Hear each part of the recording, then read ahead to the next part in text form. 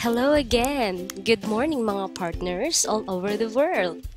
Today, I'm going to guide you the 3 simple steps how to register your R2ME. So first, go to www.aimr2me.com on your web browser. So ngayon, ang ginagamit ko ay Safari, but you can also use Google Chrome, Mozilla Firefox, Internet Explorer, and a lot more. So just hit enter.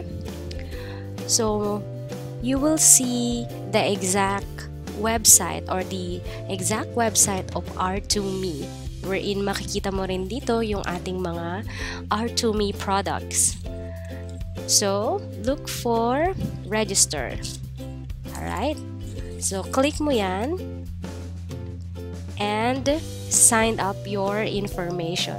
So just put on your AIM user ID, AIM username, desired name, your first name, last name, complete address, your province, kung taga Metro Manila ka, merong option dyan, Metro Manila, and kung saang lugar ka man dito sa Philippines, and of course your municipality. Don't forget to fill in your email address, phone number, of course your password, and retype mo lang yung password dito sa confirm password. I suggest mag-take note ka ng iyong username and password for safety purposes, para just in case makalimutan mo, at least may backup information ka. And after that, simple lang hit register.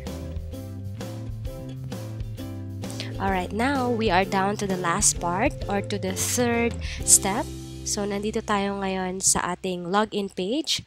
So just enter your username, alright, and your password. Okay, and hit login. Alright, so nakikita nyo ngayon ang aking live na members panel or yung aking R2ME account.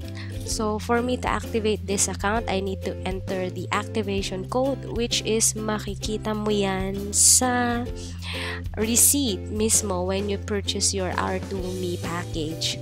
So I just need to enter my activation code and hit activate now. So just hit activate. Alright, so officially activated ng aking account.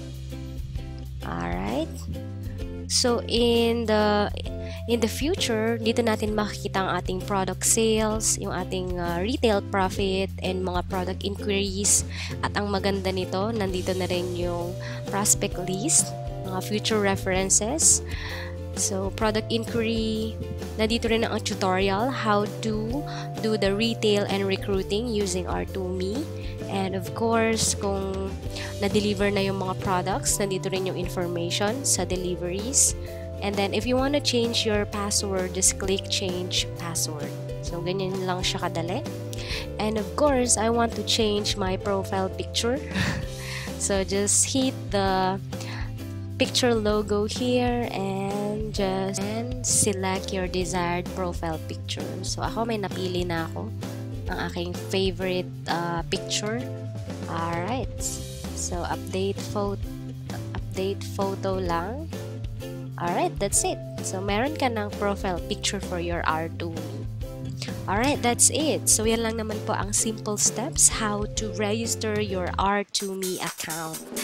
So I hope nakatulong itong aking simple video tutorial.